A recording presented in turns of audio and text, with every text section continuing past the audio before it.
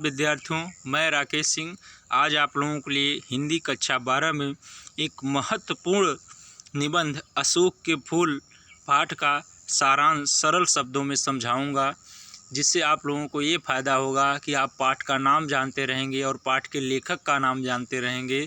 तो इन लाइनों से अगर परीक्षा में गद्य खंड से व्याख्या करने के लिए आता है तो हम आसानी से व्याख्या कर लेंगे और इनके प्रश्नों के उत्तर भी दे लेंगे और आसानी से हमें अच्छे नंबर प्राप्त हो जाएंगे। तो ये हमारे 30% सिलेबस कम में जो हुआ है उसमें ये पाठ भी सम्मिलित है। तो आइए देखते हैं अशोक के फूल जो निबंध है उसके लेखक हैं आचार्य हजारी प्रसाद द्विवेदी। तो देखते हैं कि इस अशोक के फूल में क्या लिखा गया है। तो वीडियो शुरू करने से पहले आपसे फिर से अनुरोध है कि चैनल को सब्सक्राइब जरूर करिए, वीडियो को शेयर करिए ताकि और विद्यार्थी भी इसका लाभ ले सकें। अपने व्हाट्सएप ग्रुप में, टेलीग्राम ग्रुप में आप इसको भेजते रहिए। तो चलिए शुरू करते हैं। देखिए, अशोक के फूल निबंध आचार्य हजारी प्रसाद द्विवेदी के सामाजिक एवं सांस्कृतिक चिंतन की परिरत है। अर्थात सामाजिक हमारे जो समाज है और हमारी जो सांस्कृतिक है, जो हमारे जो आचार विचार संस्कृति है, इन दोनों का मिश्रण है। भारतीय परंपरा में अशोक के फूल दो प्रकार के होते हैं। प्रथम श्वेत पुष्प। भारतीय परंपरा में अशोक के फूल दो प्रकार के होते हैं। प्रथम श्वेत पुष्प जो तांत्रिक क्रियाओं की सिद्धि के लिए उपयोगी है। जो तंत्र मंत्र विद्या में हम लोग कार्य करते हैं उसे हम लोग श्वेत पुष्प के रूप में, श्वेत पुष्प को प्रयोग करते हैं उसमें। तथा द्वितीय लाल पुष्प जो स्मृतिवर्धक होता है। स्मृतिवर्धक अर्थात जो चीज़ें हमें हमेशा के लिए याद रहें, स्मृति में हमारे रहे, उसमें लाल फूल का प्रयोग करते हैं। लेखक कहते हैं कि कंदर्प देवताओं ने भी इन लाल छोटे छोटे फूलों को अपनी 5 तुड़ीरों में स्थान दिया है। अर्थात जो हमारे देवता हैं, कंदर्प देवता हैं, उन्होंने भी इन लाल छोटे छोटे फूलों को अपने 5 तुड़ीरों में स्थान दिया था। परंतु उनका मन इन फूलों को देखकर उदास है। किस लिए उदास है? इसका कारण यह नहीं है कि सौंदर्य से युक्त वस्तुओं को वे अल्प भाग्य वाला मानते हैं और इसमें उन्हें आनंद मिलता है। इस उदासी का कारण क्या है? यह तो उनके अंदर निवास करने वाला ईश्वर ही जानता था और इसमें उन्हें आनंद मिलता है। इस उदासी का कारण यह है तो उनके अंदर निवास करने वाला ईश्वर ही जानता था। इसका तो उन्हें बस कुछ अनुमान ही है। लेखक कहते हैं कि भारतीय साहित्य तथा भारतीय जीवन में अशोक के फूल का प्रवेश और विलुप्त होना, अर्थात अशोक के फूल का आना और उसका विलुप्त होना, खो जाना विचित्र नाटकीय स्थिति के समान है। कालिदास ने अपने काव्य में इस पुष्प को महत्वपूर्ण स्थान दिया है। कालिदास ने इसे एक नववधू के गृह प्रवेश के समान भारतीय साहित्य में प्रवेश कराया, परंतु भारत में मुस्लिम सल्तनत के प्रवेश ने इसकी प्रतिष्ठा को धूमिल कर दिया। ऐसा भी नहीं है कि लोग इसके नाम से परिचित नहीं थे और इसमें महत्व नहीं देते थे, लेकिन इसे उसी प्रकार महत्व दिया जाता था जैसे वर्तमान समय में भगवान बुद्ध और विक्रमादित्य को सुंदरियों के चरणों के मधुर आघात से अशोक का फूल वृक्ष फूलों से खिल उठता था। इन पुष्पों को कानों में धारण करके सुंदरियां प्रसन्न होती थीं तथा ये फूल सुंदरियों के बालों की शोभा बढ़ाते थे। यह पुष्प महादेव, शिव तथा श्री राम के मन में क्षोभ उत्पन्न कर देते थे। क्षोभ मतलब दुख, कष्ट उत्पन्न कर देते थे। कंदर्प देवताओं के तुड़ीर के अन्य बाणों का महत्व कवियों में अभी भी है, इससे कोई नहीं भूला है। अरविंद का फूल, आम वृक्ष, नीला कमल की महिमा कभी खत्म नहीं हुई। चमेली के पुष्प में अब कोई विशेष रुचि नहीं है। मेरे मन में बार बार यह विचार उत्पन्न होता है कि क्या यह फूल भुला देने योग्य था। लेखक अशोक के फूल की उपेक्षा के लिए केवल कवि वर्ग को उत्तरदायी मानता है। अर्थात कवियों को कह रहा है कि उसने ही अशोक के फूल को भुला दिया है और उनका यह कृत्य अक्षाम्य है। अर्थात उन कवियों की यह जो कृत्य है, अर्थात यह गलती है, उसे हम माफ़ नहीं कर सकते। इन कवियों ने एक ऐसे लहरदार पत्तियों वाले वृक्ष को अशोक के नाम से प्रतिष्ठित कर कर जिस पर फूल ही नहीं खिलते, जले पर नमक छिड़कने का कार्य किया।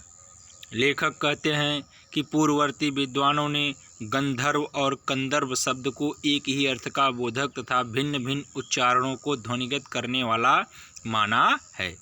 यदि कामदेव देवताओं ने अशोक के फूल का चुना है तो इसे निश्चित रूप से आर्य सभ्यता से अलग किसी अन्य सभ्यता की देन में माना जाना चाहिए। देखिए, मैं इसलिए जल्दी जल्दी पढ़ रहा हूँ क्योंकि आपको इस पाठ को बस जानते रहना है कि इस पाठ में क्या है, इसकी कहानी क्या है, इसमें किस विषय पर लिखा गया है निबंध, ताकि आपके दिमाग में रहे। जैसे ही परीक्षा में लाइनें आए आप इनका उत्तर आसानी से लिख दें। अगर मैं समझाऊंगा तो बहुत बड़ा वीडियो हो जाएगा और आप लोगों को बोरिंग लगने लगेगा, इसलिए मैं केवल जल्दी जल्दी बता रहा हूँ।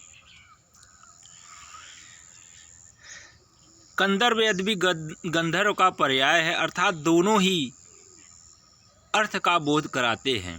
भारतीय वाग्मय में उल्लेख है कि कामदेव शिव से लड़े, विष्णु से भयभीत रहते थे, भगवान बुद्ध से पराजित हुए, परंतु इन्होंने हार नहीं मानी। इन्होंने नए नए अस्त्रों का प्रयोग किया। अस्त्रों है, यहाँ अस्त्र होना चाहिए। अशोक का फूल इनका अंतिम अस्त्र था। इस अस्त्र ने बौद्ध धर्म को घायल कर दिया तथा शैव मार्ग को अभिभूत कर शक्ति साधना को झुका दिया। देखिए, लेखक ने इसमें रविन्द्रनाथ टैगोर के विचारों को भी उद्धृत किया, जिन्होंने भारतवर्ष को अनेकों मानव जातियों के मिलन या विलीन होने के कारण महामानव समुद्र कहा है। अनेकों संस्कृतियों के विचित्र एकत्रीकरण के कारण ही भारतीय संस्कृति को अनेकता में एकता की संस्कृति कहा जाता है।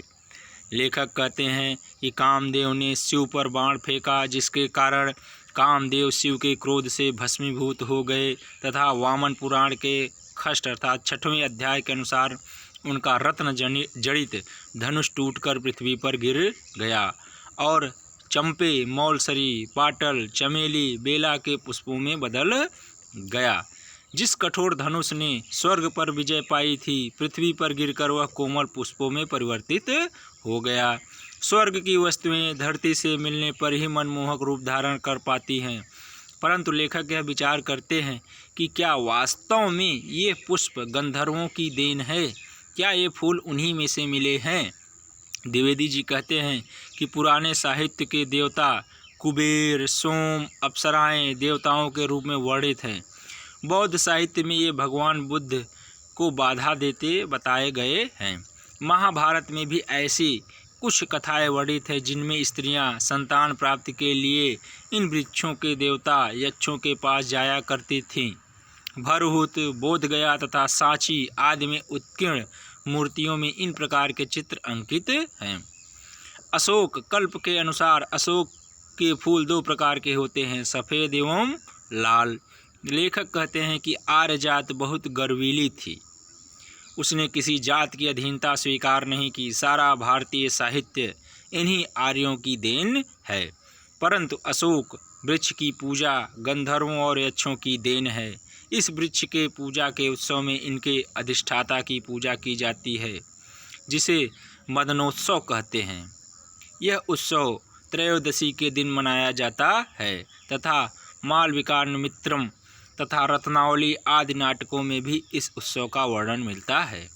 प्राचीन समय में राजघरानों की रानियां भी अपने नुपुरमय चरणों के आघात से इस वृक्ष को पुष्पित किया करती थी। नुपुरमय अर्थात पैरों में जो पायल पहना जाता है, तो चरणों के आघात से इस वृक्ष को पुष्पित किया करती थी। द्विवेदी जी कहते हैं कि संसार बड़ा स्वार्थी है। यह संसार क्या है? बहुत ही स्वार्थी है। यह केवल उन बातों को याद रखता है जिनसे उनका कोई स्वार्थ सिद्ध होता है।